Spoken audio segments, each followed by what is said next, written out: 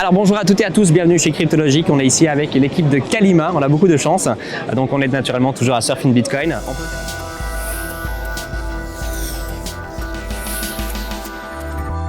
André Legendre, je suis le fondateur de Kalima. Magnifique.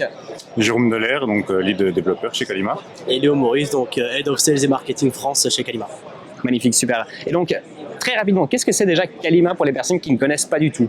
Alors, Kalima, c'est un réseau de blockchain qui ont pour particularité d'avoir des smart contracts côté client et de pouvoir servir d'être troisième layer de Bitcoin. Okay, et donc, une des particularités, c'est que chaque blockchain du réseau peut avoir une capacité de 1000 transactions par seconde. Et le temps de latence sur une transaction est inférieur à 1 seconde. L'autre particularité, c'est que les nœuds Kalima sont très très légers, consomment très peu d'énergie. Donc peuvent être dans un petit device IoT, peuvent être dans une usine, peuvent être dans un téléphone, la tablette d'un ouvrier en maintenance, la tablette d'un chef d'équipe, le téléphone du patron. Donc ça couvre tous les domaines d'application de l'entreprise et autres d'ailleurs aussi. Voilà. Smart contract pour Bitcoin. Magnifique, super. Et donc peut-être aussi pour le côté marketing, quel est peut-être typiquement un petit peu ton travail à toi directement chez Kalima? Est-ce que tu peux nous expliquer un petit peu plus? Ouais, pour moi, mon travail, c'est bien sûr de promouvoir le protocole Kalima, donc d'écrire un petit peu les avantages de Kalima. Et comme André l'a dit, ce qu'on veut vraiment apporter, c'est promouvoir la blockchain pour les entreprises avec l'Internet des objets et promouvoir également, et c'est pour ça qu'on est là, le côté Bitcoin et Lightning Network. Et comme André disait, c'est-à-dire avoir ce layer 3 pour Bitcoin en faisant des smart contracts pour Lightning Network. Magnifique, super. Ouais, c'est parce qu'il y a du coup des paiements en Lightning Network en Bitcoin, parce que c'est vrai que sur beaucoup de projets, souvent, on a des tokens, on a des choses, donc ça peut être aussi lié à des promesses et autres. Du Bitcoin, c'est du Bitcoin. C'est quand même un petit peu autre chose. Donc, est-ce qu'on peut peut-être en dire un petit peu plus pourquoi peut-être le Lightning Network et pourquoi donc le Bitcoin surtout?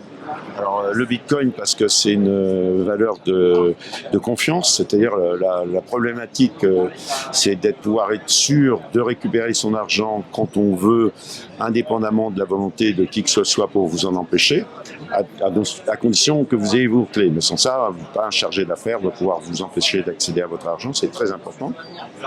Et le Lightning, c'est la rapidité, le fait qu'on peut transmettre de l'argent, donc de la valeur, depuis un point A vers un point B, très distant en très peu de temps. Donc si par exemple nous on fait des rewards à l'intérieur d'une entreprise sur un schéma de qualité de l'air ou sur un schéma de trace carbone, pour faire un Kalima carbone par exemple, pour pas plagier, alors le paiement, on va pouvoir rewarder quelqu'un à Singapour, quelqu'un à New York, quelqu'un à Chicago en quelques secondes.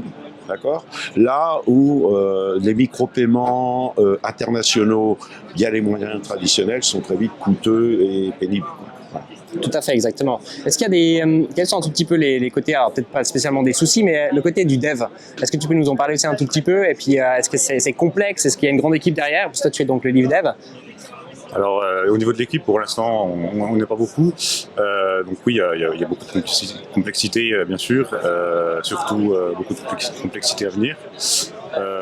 Et donc pour en dire un peu plus, moi je m'occupe vraiment du développement donc de la blockchain Kalima et le reste de l'équipe travaille sur d'autres projets annexes mais qui font quand même partie de la blockchain et sous ma supervision.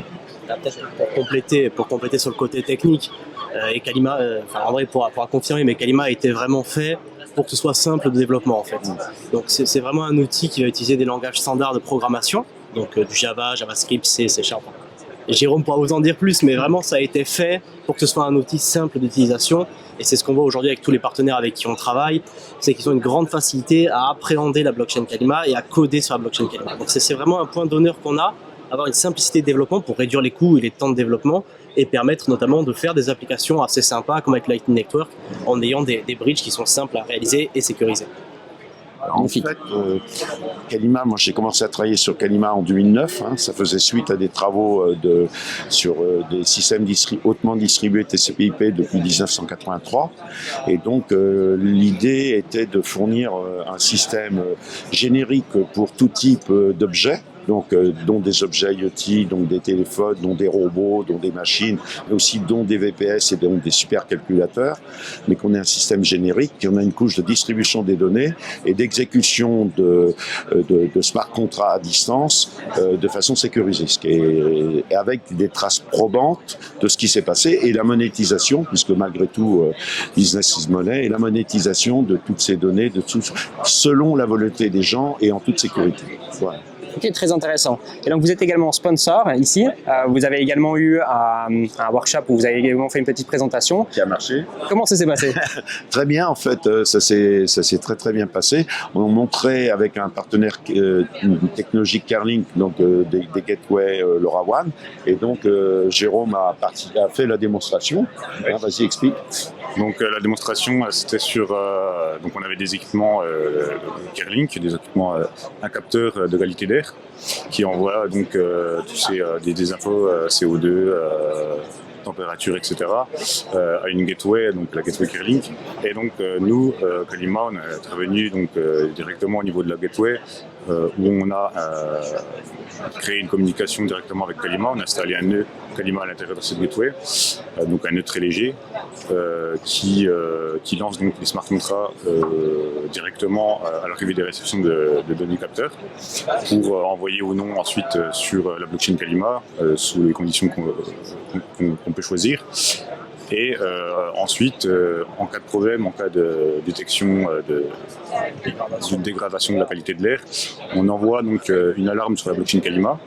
Cette alarme arrive sur